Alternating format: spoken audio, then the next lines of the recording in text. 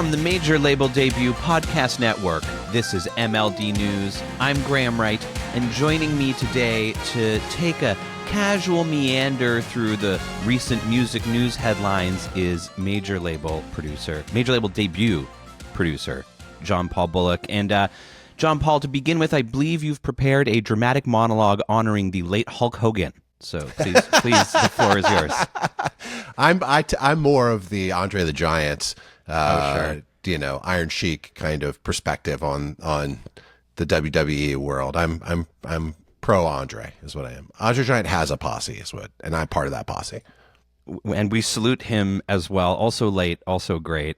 I met Hulk Hogan once. Tokyo Police Club appeared on MTV Canada on the same episode where Hulkster and his daughter Brooke Hogan from the show Hogan Knows Best were on, and I shook his hand, and his huge meaty hand didn't touch mine. It just went around it largely, and then we moved our hands up and down in unison, and then he withdrew to a different room. Wasn't he also famously a bass player? Wasn't he a musician in the 70s before he... God, he certainly had the look of one. Of a bass player? Yeah, like a 70s sleazy bass player. That's basically what his affect was. How long did it take for your case of Hulkamania to clear up after that handshake? Let's just say I'm still tearing through one shirt a day. The doctor says it's all right. Speaking of musicians turned reality TV stars who we have lost, more relevantly to the show, we also said goodbye this week to the Prince of Darkness. Ozzy Osbourne passed away just after his big giant farewell concert. John Paul, were you a Black Sabbath guy, an Ozzy guy? What's your relationship like with Ozzy? Huge. I first found out about Ozzy in 1991 when I was 12 years old from the MTV videos for No More Tears and Mama, I'm Coming Home, which are excellent. I highly recommend seeking those out. But a few years later, I drove to Plan 9 Music in Carytown in Richmond, Virginia, and bought a used CD copy of Paranoid.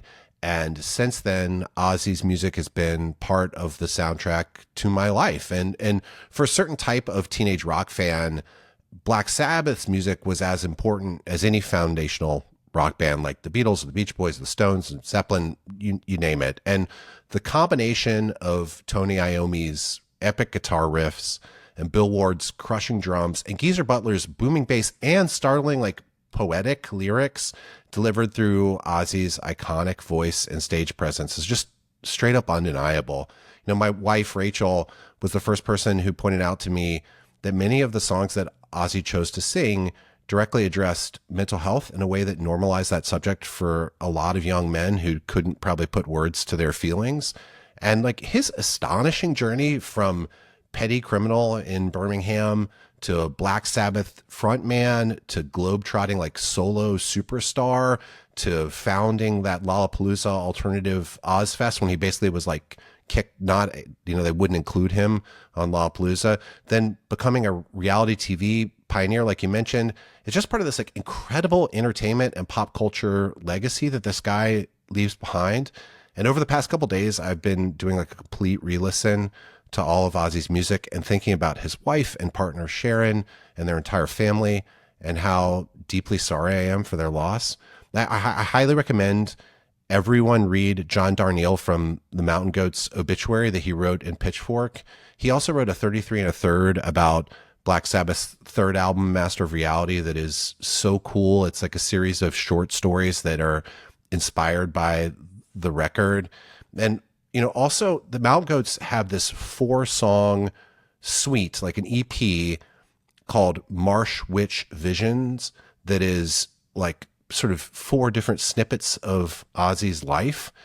And it's so good. I think it's among the best Mountain Goat songs. And you could tell because John Darnielle really means it and knows a lot about what he's doing. I mean, he's written so many great songs, but I'll put links to all this in the YouTube video for this podcast. But Ozzy, you rock and you'll be missed.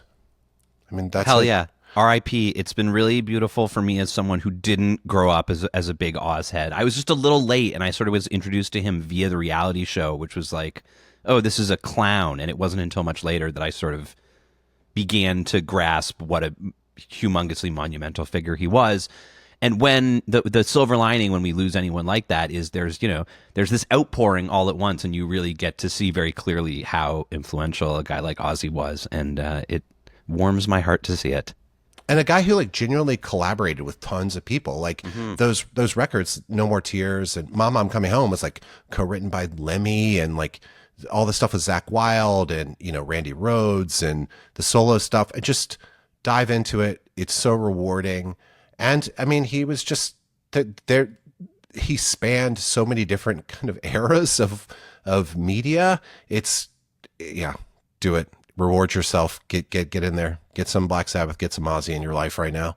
Hell yeah. And I loved seeing that at that last big show, they had all 4 original guys were still alive and still willing to get on stage and play, which feels, what a miracle that happened. And especially that it happened so close before he said his final farewell. Watching him on that throne come up out of the floor, it was just, he seemed so joyful. And I think that's part of the thing that a lot of people maybe don't understand about him, or people who do understand, is that there's a kind of lovely, positive optimism and joyful chaos that surrounded that guy. And I mean, there's a lot of darkness and, but it's everything. It's the best. Go get some Ozzy. R.I.P. Ozzy Osbourne. Our next story, also R.I.P. to the peace and quiet of the guy who got caught on Jumbotron cheating on his wife at the Coldplay concert. Everybody already knows everything about this story entirely via memes, but I thought this would be a great opportunity for me to share my Coldplay album rankings, which is 10, Moon Music. Sorry, folks, it stinks. 9, Music of the Spheres. Not much better. X and Y, some good tunes, not that interesting, number 8. Number 7, Everyday Life, the double album, comes tantalizingly close to greatness, but instead ends up falling well short. 6, A Head Full of Dreams, it's just got good tunes on it. 5, Ghost Stories, I like it. 4, Milo Xyloto. 3, Rush of Blood to the Head. 2, Parachutes, the blueprint. And of course, number 1, Viva La Vida, or Death and All of His Friends, the apotheosis of Coldplay. As always, I remain hopeful that the next Coldplay record will be the best one yet, but we'll see. John Paul, any thoughts on Coldplay's unassailable legacy? I have no comment. No comment. I love you, and I love that you love Coldplay, and I have no comment beyond that. I will try to fix you. Please fix me. And today's final story, Lucy Dacus will officiate your wedding at her concert. She's ordained on the internet, as Americans are allowed to do. And she's going to perform some marriages at her tour. You got to fill out a Google Doc and bring your marriage license to the box office, and then they give it back after the show. And I guess that during the concert on stage, she's going to do some weddings. I'm not sure that if I had Lucy Dacus's intensely parasocial fan base, that would be my move, but I'm sure it's going to be very sweet and meaningful for people. As our local Richmond, Virginia correspondent, John Paul, what do you make of this new frontier in a concert shenaniganery? Number 1, RVA all day. Number 2, Lucy should be mayor of Richmond or maybe governor of Virginia. Number 3, last time I saw Lucy was with you in Massey Hall in Toronto in the great nation of Canada. Maybe she should also be Prime Minister of Canada. I love that she's doing this. I love that she is going around celebrating love and joining people together in matrimony. Good for Lucy. She rules. Like Ozzy, Lucy is a pop culture figure that is undeniable. Hell yeah. And Lucy Dacus getting included on the bogus Barack Obama end of year albums list and then retweeting it just saying war criminal sad face makes her more politically courageous than any governor or prime minister that I have witnessed in my lifetime. So shout out Lucy, and shout out to the people who are going to be married by her. I love it. I love it. She's a true Virginian and a heroic figure. She is indeed. And that's those are our stories for MLD News this week. It's the dog days of summer. I have to turn my air conditioner off to record this podcast. So this is the time of year where we take it easy. Thank you so much for doing this with me, Graham. I love this. I'm so happy to be here right now. Hang in there, everybody. Remember, conduct your sordid affairs in the privacy of a seedy motel room as God intended. What Lucy Dacus has joined together, let no man tear asunder. Ozzy forever. Also, R.I.P. Chuck Mangione, great horn player and great King of the Hill guest star. And John Paul Bullock, thank you as always. It's a pleasure. I'm so happy to be here. Thank you, Graham. That's your MLD News installment for this week. I would still call this the news. If anyone just learned about the Coldplay cheaters from this podcast, I respect your media diet very much. Major Label Debut is, as always, produced by our friend and guest, John Paul Bullock, as well as the great Josh Hook. Our music's by Greg Alsop. Hi, Greg. Hi, Greg. I'm Graham Wright. Hi, Graham. Hi, Graham. Stay cool, everybody. Bye.